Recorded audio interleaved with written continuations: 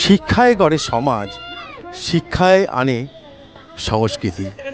শিক্ষার দ্বারাই গঠিত হয় একটা পূর্ণাঙ্গ সমাজ, এবং শুধু শিক্ষার দ্বারাই কিন্তু টোটাল একটা সমাজ নির্মাণ হতে পারে না, তার সাথে দরকার হয় শরীরচর্চা বা খেলাধুলো। তো এরকম পূর্ণাঙ্গ টোটাল ব্যাপারটাকে নিয়ে এমন একটি সংগঠন রয়েছে যারা স্বেচ্ছায় পুরো এত বড় একটা কর্মকাণ্ড করে চলেছেন। আমরা সেরকমই একটা অনুষ্ঠানে এসে উপস্থিত হয়েছি। আমরা এখন উপস্থিত হয়েছি অভিনব পাঠশালা, যা একটা মানবিক প্রয়াস, সেই রকম একটি সংগঠনের খুব সুন্দর কার্যকলাপ। ওনাদের যেমন একদিকে চলে বাচ্চাদের শিক্ষাদান, তার সাথে ওনাদের চলে বিভিন্ন রকম শারীরিক শিক্ষা, খেলাধুলো, পুরোটা।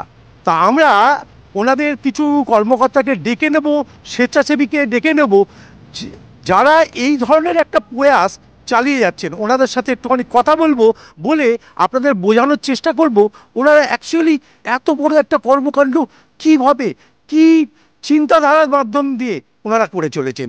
আমরা ওনাদের সাথে একটু কথা বলে নেওয়ার চেষ্টা করি।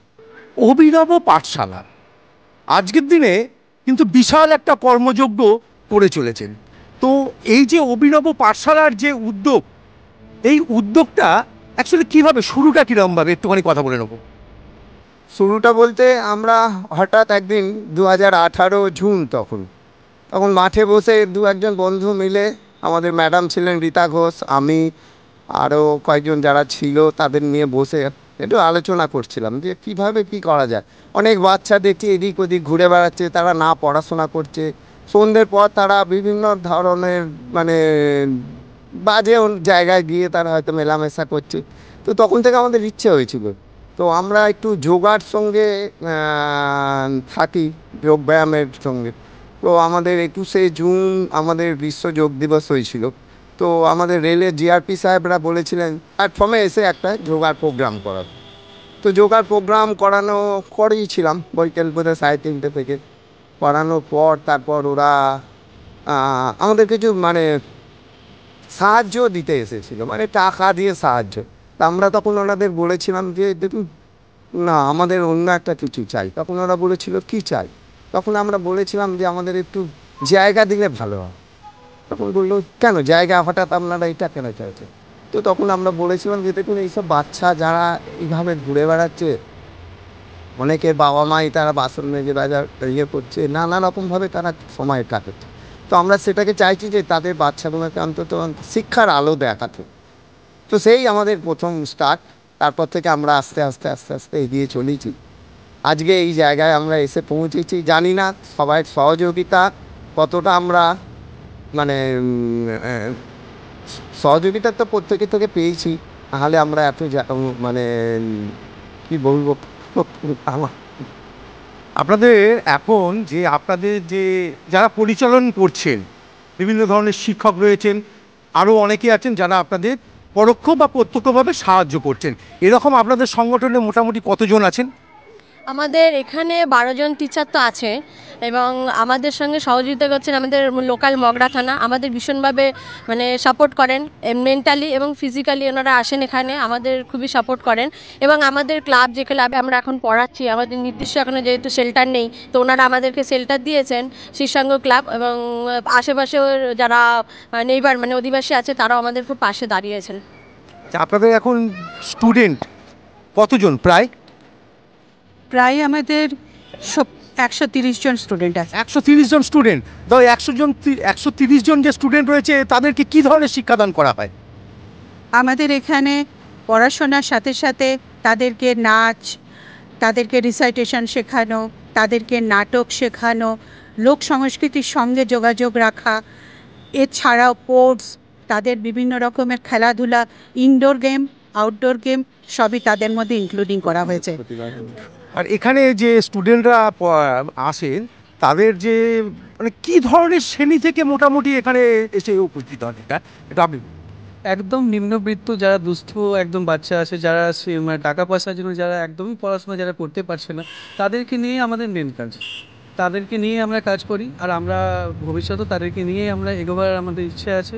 আর শুধুমাত্র পড়াশোনাই নয়, এখানে আদার্স অ্যাক্টিভিটিস যা যা আছে এখানে পুরোটাই শেখানো হয়। মানে একটা বাচ্চাকে জীবনে এগোতে গেলে যা যা প্রয়োজন সেটা আমরা সব কিছু নিয়ে চলার চেষ্টা করছি।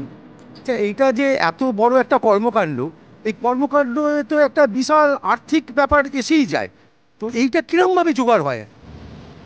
এটা জোগাড় হয় বলতে আমাদের যে কজন মেম্বার আছে তারাই মোটামুটি যার যেমন সামর্থ্য, কারোর কাছে জোর কিছু নেই। আমি সবাইকে বলি তোমাদের যেমন ক্ষমতা তোমরা দাও, তারপরে তো আমরা কয়েকজন রয়েছি। মানে এক কথায় কিছুটা পকেট থেকেই চলছে, পকেট থেকেই চলছে। দেখতে পেলাম এখানে একটা ম্যারাথন রেস হচ্ছে, ওই ম্যারাথন রেসটা কি উপলক্ষে, কি বিষয়টা একটুখানি বলবে? আমরা অভিনব পাঠশালাটা টিচার অভিনব পাঠশালাটা চালাই। তো প্রতি বছরই আমরা একটা বার্ষিক ক্রীড়া প্রতিযোগিতা রাখি। তো আমরা গত বছরে এরকম ম্যারাথন প্রতিযোগিতা রেখেছিলাম, আমরা এবছরও ম্যারাথন প্রতিযোগিতা রেখেছি এবং আগামী দিনেও এরকমভাবে একটা ম্যারাথন প্রতিযোগিতা আমাদের অভিনব পাঠশালা থেকে রাখা হবে।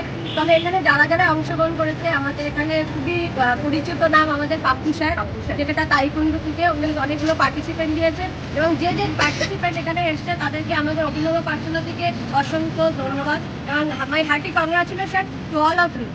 অভিনব পাঠশালার পর যেমন একটা সংস্থা থেকে বাচ্চাদের সম্পূর্ণ ফ্রিতে পড়াশোনা করা হয়, সেই সকল বাচ্চাদের উৎসাহিত দেওয়ার জন্য সব বাচ্চারা যেভাবে আমাদের সহযোগিতা করছেন, এসব বাচ্চারা যেভাবে সহযোগিতা করছে তাদেরকে করতে চাই। আচ্ছা, এই যে ম্যারাথনটা আজকে শুরু হচ্ছে, এটা কোত্থেকে শুরু হচ্ছে এবং কোথায় শেষ হচ্ছে? আমাদের কালীতলা ডাকাত কালীবাড়ি থেকে স্টার্ট হবে এবং আমাদের যেখানে আমাদের শিক্ষক আছে, আমাদের ওখানে স্টুডেন্টদের পড়ায় গঙ্গা টাঙ্গাল পড়ায়, ওখানে আমাদের এন্ডিং করে। এই যে ম্যারাথনটা হচ্ছে, এই ম্যারাথনটা মূল মোটোটা কি? মূল মোটো হচ্ছে হেলথ ইজ ওয়েলথ, এটা আমরা সকলেই জানি। তো আমরা এটা সবাইকে সচেতন করতে চাই যে শরীর আজকাল দিনে দিনে আমরা দেখছি মেডিকেল যেভাবে আমরা অসুস্থ করছি মেডিকেল, তো আমরা সবাইকে সচেতন করতে চাই শরীরকে সুস্থ রাখতে হবে এবং আগামী দিনে যেন আমাদের এই সরকারটা আরও বাড়াতে পারি। আপনারা শুনলেন এবং জানলেন ওনাদের যে এই একটা মহান উদ্যোগ, এই উদ্যোগটার পেছনে এনাদের কত বড় নিঃস্বার্থ একদম দান রয়েছে। তো এইখানকার যে দুস্থ শিশু, গরিব শিশু, যারা সমাজের মধ্যে আজকের দিনে কিছুটা পিছিয়ে পড়ছে, ওনাদেরকে নিয়েই এনাদের কাজ। তাদের শিক্ষাদান থেকে তাদের খেলাধুলো, শরীরচর্চা সবই ওনারা করে চলেছেন। সাথে থাকুন, ধন্যবাদ।